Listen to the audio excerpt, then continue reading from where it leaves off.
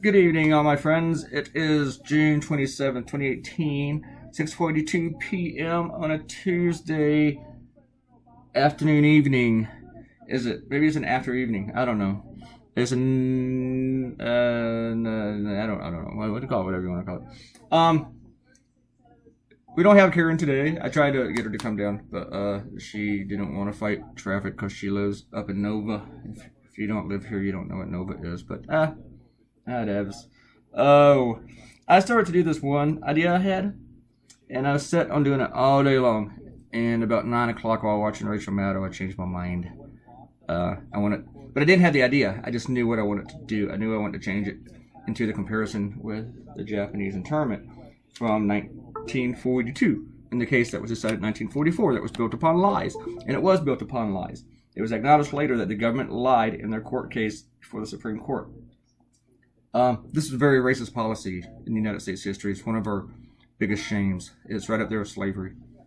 Not as bad as slavery, but it's right up there. It's up there in that area.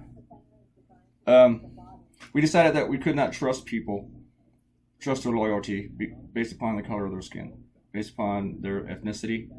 At the same time, we were fighting Japan, Germany, and Italy, but we didn't question the loyalty of German and Italian Americans, just the Japanese Americans. And we threw them all in a prison, unless they lived in Hawaii. Very few from Hawaii went, because they were a large population there. And which is kind of weird when you think about it. If we weren't going to trust Japanese, but we trust them where they live, where our base was attacked. The only U.S. No, it wasn't the only U.S. base. Basically, I'm gonna retract that last part. Yeah, they attacked other bases, but Hawaii wasn't said yet. The next day they attacked the Philippines. But anyway, it was very, very, of course, as Trump would say, very, very bad. But yesterday, the Supreme Court was saying that was really horrible. This is nothing like it, despite the fact that it's exactly like it. It is. And they totally ignored all of Donald Trump's statements during the campaign, where he said that Muslims hate us, that Islam hates us. He didn't say Muslims, he said Islam. He called for surveillance of mosques and registering Muslims, and then he called for complete and total shutdown of Muslims entering the country. He didn't talk about specific nations, he said Muslims. Now They entered the travel ban, it was knocked down. They entered another one, it was knocked down. Then they entered a third one, and they added a couple of non-Muslim nations to it, like North Korea, where no one ever travels from. And it's not like an immigration ban, it's a travel ban. And they added Venezuela, too. But, which, I don't really recall Venezuela really sending a lot of terrorists here, or trying to declare war on us, and nothing like that. That was really an odd pick. It's a socialist nation. That's where rights are being eroded and everything. Seems like our concern should be more about how that affects South America and up toward Latin America than them sending people here. If anything, that would be the kind of place that you think we'd want to grant asylum to for people. I can't put my sentences together today. I had a hard time drawing my Japanese family because I didn't want them to look like stereotypes. It'd be like the equivalent of doing a bad accent. But, so you know what I did? I started to look up Japanese cartoons. And I kept getting those manga things, or the hentai, sort of, or whatever they call them, where they all had big giant eyes. So I tried to find some where people were just trying to draw a normal Japanese person. And so I'm looking at them drawn in Japan, not Americans drawn. I'm looking at what Japan produces.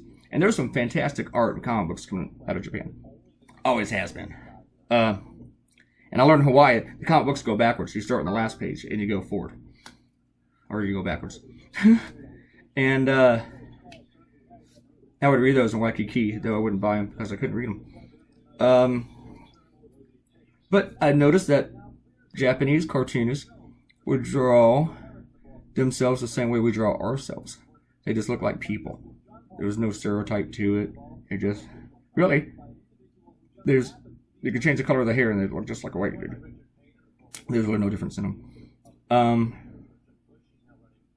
But I also didn't want to make it look like those little manga cartoons that they do where the girls are always wearing, you know, they get the cupid look on their face. They got the huge eyes, and they're wearing like the short skirts. Now I had to make them look like they were kind of like in 1942, and I decided to make that part of the cartoon in black and white, as you will say. And I decided to make the head judge the Supreme Court Justice John Roberts. Oh, I got an email today from somebody too, saying, you know, you should have pointed out the cartoon that majority of them were Japanese citizens.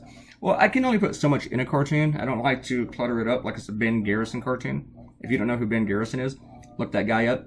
There's a guy named Branko who's just really, really bad, but he's bad, lazy bad. Right-wing propaganda, not really a cartoonist, but he's right-wing, lazy bad. It's like he craps on the page and sends it out. Ben Garrison puts a lot of work into being crap. This guy has like 48 labels in his cartoons. He makes Donald Trump real muscular. He's saving America with MAGA. He believes in every crazy conspiracy theory, and he puts it in his cartoons. And he tries to make Trump's hair look normal, but he can't do it. And his stuff is just wonderful because it makes you laugh. I mean, it's wonderfully bad, and I love looking at this guy's work because it cracks me up just how much he sucks.